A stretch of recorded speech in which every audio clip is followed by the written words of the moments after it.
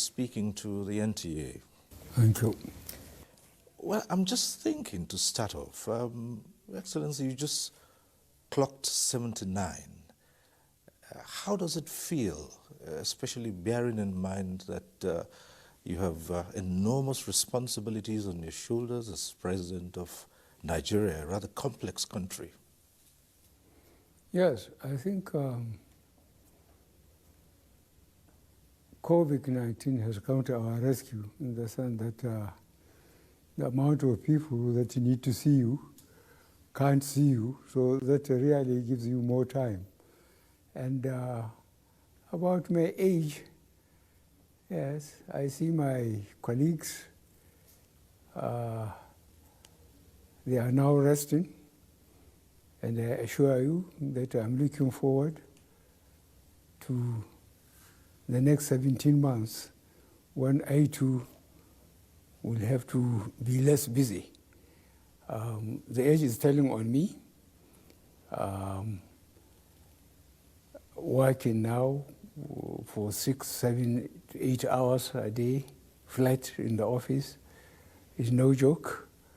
The questions of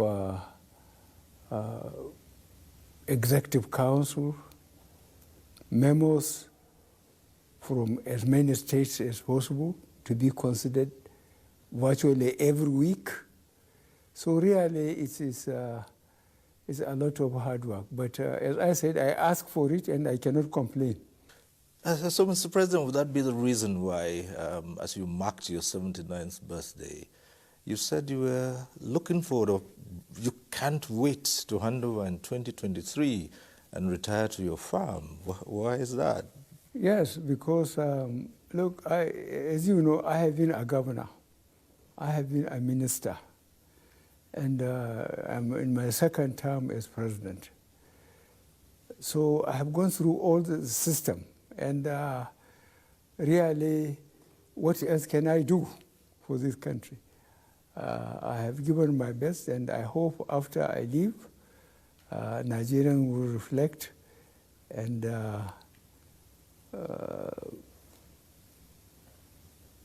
at least not show appreciation. I'm not expecting any appreciation, but what I'm expecting is for Nigerians to say, yes, this man has done his best. This is the most I'm expecting from Nigerians. But it's no joke, I'm telling you. Look at what the problem we are having in the southeast now.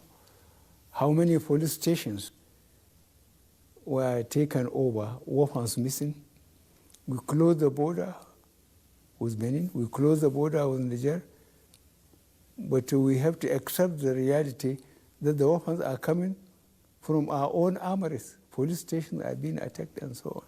So our main problem is, I hope I will leave a more secure Nigeria than what it is now.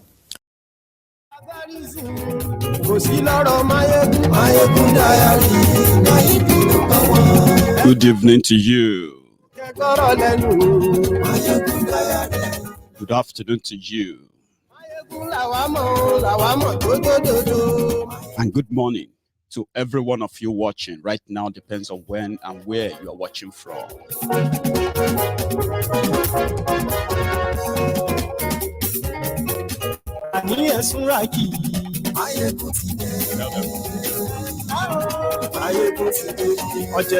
Thank you.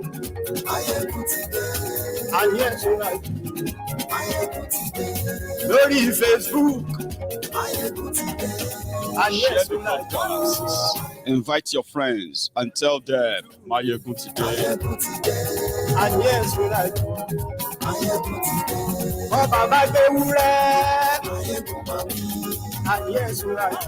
I'm sharing the broadcast myself. Share.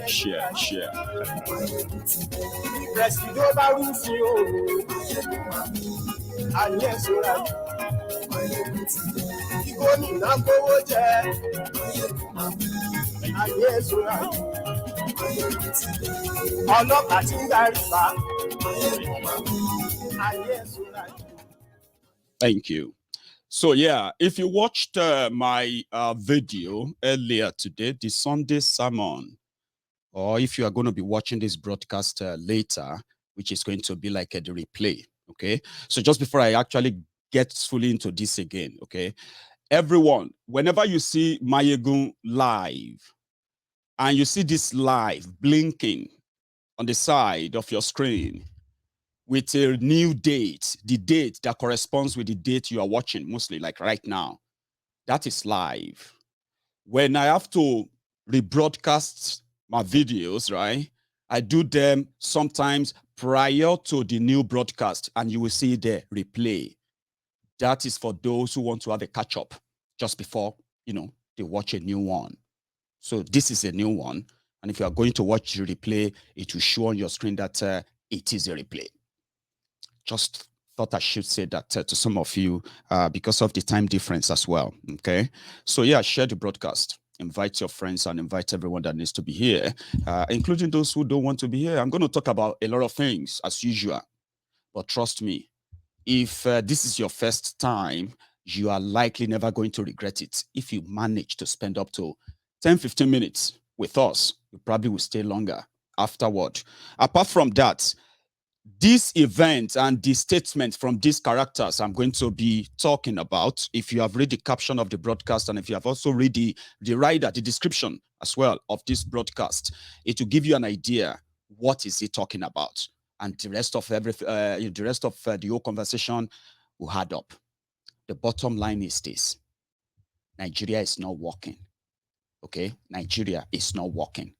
It will never work because the criminals who brought this upon Nigeria, who brought us to this state of near balkanization, these same people, they have no remorse. They don't feel like they've actually done anything wrong.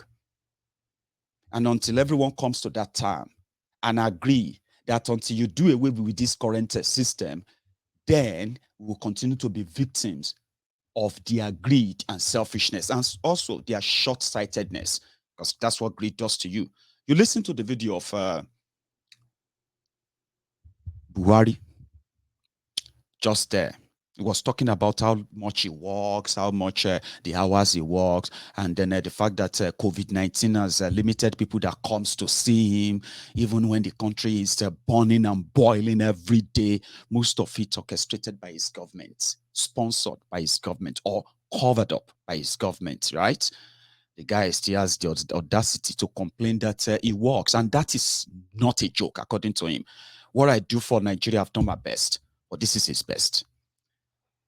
He currently just told people that Nigerians should just hope on God to solve the problem. He's done his best. So as a Nigerian, and as you have Buhari and his gang and government, whatever they do from now on, right, just consider that as a jara to what their best that they believe they've done. And what is that their best, right?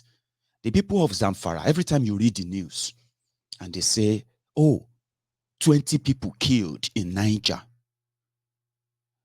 Bandit attacks communities or villages in Katsina, or they kidnap so number of people in Sokoto, or they kill this number of people in Kaduna. You see all those news that you read, there are other follow-up that many of you probably never really paid attention to. The recent one is the over 300 Nigerians killed in a space of 3 days. 3 days. The terrorists operated unhindered, unchallenged, because Zamfara, where you have the highest of this number of people killed in 2022, just first week of 2022, 218 people killed. Out of that 218 people, counted in Zamfara, 147 of them are vigilantes. They are the vigilantes. They put together the local hunters, people who came together to provide local security for themselves, since all of their communities have been abandoned by Nigerian authority. That is real. Now, the other part they didn't tell you is that, number one, let's use Zamfara case as an example to start with. In Zamfara, in 2020, in 2020, the news broke that they have discovered gold in Zamfara. So what later became the gold rush of Zamfara, which then engineered and powered the terrorism they called banditry in that place today. You know what they are doing? When they kill and people get displaced, they don't tell you about those displaced. They don't tell you where they end up at. They use the common word, refugee camps. But what probably they haven't told you, or you haven't really paid serious attention to, is that apart from all the killings, the vast majority of communities in northern Nigeria, I'm talking about including the middle belt that they always add to northern Nigeria, right? 19 states in northern Nigeria. The vast land are no longer in the control of the Nigerian authority. And you see the people who are the victims, they are completely forgotten. This Buhari's government. So some people traveled to Zamfara and they said the economic impact of the terrorism in northern Nigeria that the government of Buhari is treating with kid gloves, drag until it became what it is today, that people are now paying the supreme prices right there. Zamfara. They said the people of Zamfara are the example of the destruction of northern Nigeria. Farmers in Zamfara, they said they usually measure their harvest. Yeah, they usually measure their harvest through the they don't use tons, they use bags. Those who grow up, those who grow corn, maize, millet, and all those stuffs, right? They measure them by bags. Now, farmers who used to come back with more than 10,000 bags of grains that they take to market to sell every harvest season are now struggling to bring about 100 bags of grains. And this is known by Buhari's government. Because you know what?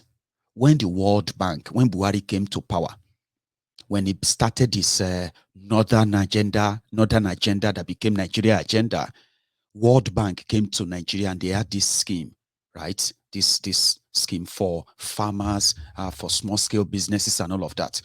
If you go on Google right now, Buhari told them that they should concentrate more in northern Nigeria because that is where the poverty is the highest in Nigeria. Then the Fulani terrorists haven't started all this madness like you are witnessing now.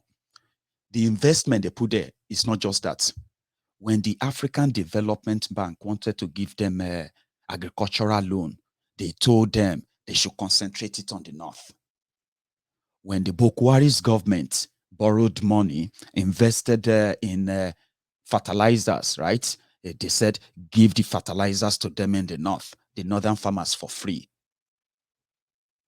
And then afterward, the terrorists invaded. They were killing, massacring, and like in thousands. So farmers, who they invested all those billions of dollars on, yeah, they brought nothing back. And Buhari knows that. But he's giving himself a pat on the back. So, Ikenne Shatabandu, who want to be president too, don't let anybody lie to you. The only the only thing they know very well, I'll tell you, to kind of manipulate most people, yeah, is that they have a way of appealing to your fear. You understand? Appealing to your